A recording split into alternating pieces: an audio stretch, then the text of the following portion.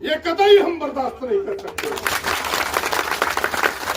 ये कभी ये कदम बेहतर कदम नहीं हो सकता। प्रशासन को भी मैं कहना चाहता हूं कि प्रशासन इसे देखे कि इस प्रकार का लठेत का क्यों प्रवेश होता है, इस प्रकार के दलालों का क्यों प्रवेश होता है, जो रैयतों का हक छीने, नौजवानों का हक छीने और बाद में कहे कि नहीं हमने आपकी लठेती कर दी इसलिए 10 गाड़ी मेरा अधिक चलना चाहिए।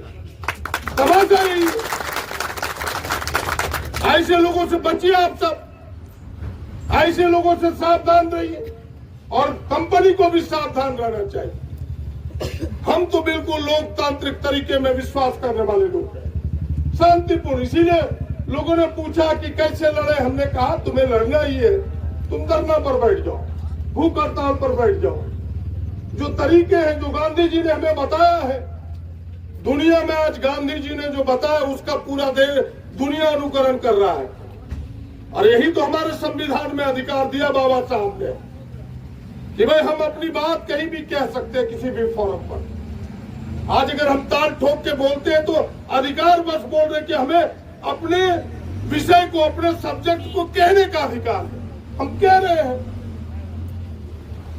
इसीलिए अभी प्रशासन के भी प्रतिनिधि आए, हम उनसे भी सुनेंगे कि क्या वो संदेश लेके आए हैं।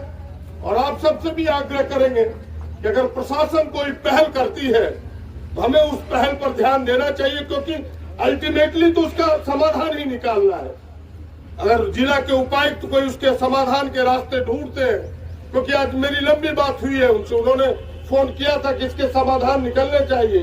इन बच्चों के प्रति मेरी बेहद सिंपैथी है। कंपनी ने गलत किया है, बिना सूचना का उन्हें इनकी सेवा को ट्रांसफर नहीं करना चाहिए था।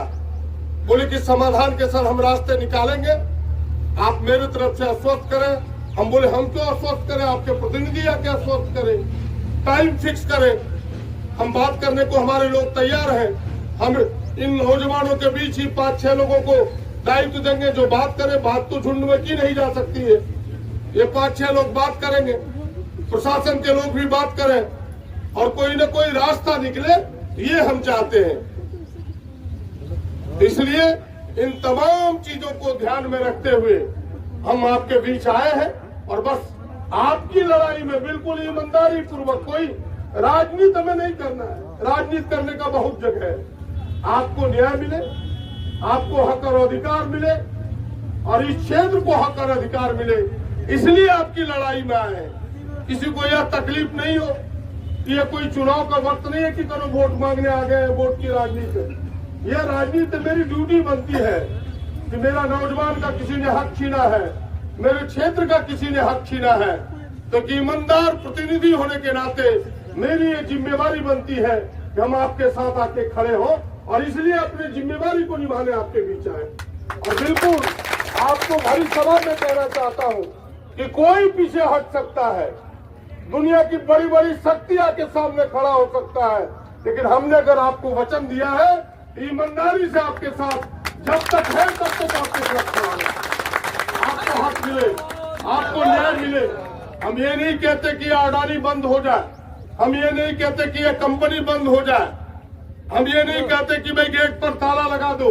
हम इसके पक्षधर नहीं है, लेकिन हम इसके पक्षधर जरूर है कि हम बैठ करके बगल में मुड़ी फाड़ते रहे और कोई रसगुल्ला दाबेगा तो उसका हम विरोध करते रहे। अरे भाई नहीं रसगुल्ला तो हमको जिलेबियों सिंघाड़ा दोगे कि नहीं, कि बने कितने हमरा नहीं बोलो कि एकदम हमरा नहीं सुखाए मुड़ी दालमोटो ने तनो खोजी खाजी एक प्याज मिर्चा आलना खा रही और वो बगल में रसगुल्ला खा रही। ये कभी बर्दाश्त नहीं हो सकता और हो यही रहा है, हो यही रहा है। गुस्सा इसी बात का है। इसीलिए आप शांतिपूर्ण तरीके से लड़ रहे हैं। आपकी लड़ाई का स्वागत करता हूं, आपकी लड़ाई का पुरजोर समर्थन करता हूं। और आपने जो मांग पत्र दिया है, हमने दूर दूर तक उस मांग पत्र को भेजा है और कई जगहों से फोन भी आया है। हम उसके समाधान के रास्ते खोजने का प्रयास करेंगे। क्या वीडियो साहब है? हाँ। नहीं, सिर्फ लॉ एंड ऑर्डर के लिए देखने के लिए बोला गया, ऐसा कुछ प्रतिनिधि के अभी लॉ एंड ऑर्डर को ही देखने बोला। चलिए, तो आप इस मैसेज को पहुंचाइए, इसके समाधान के रास्ते निकले। और कंपनी के भी कोई लोग आए हैं तो उनसे भी कहना चाहूंगा कि आप ऊपर इन चीजों पर बात करें कि हमारा विरोध इस विषय को लेके है। अगर वो भी इसके समाधान चाहते हैं, उनके लिए भी रास्ते खुले हैं, वो भी डायलॉग करना चाहे तो हमारे प्रतिनिधि उनसे बात करेंगे और इसके समाधान के रास्ते खुले। बस इतना ही है। थैंक यू, धन्यवाद।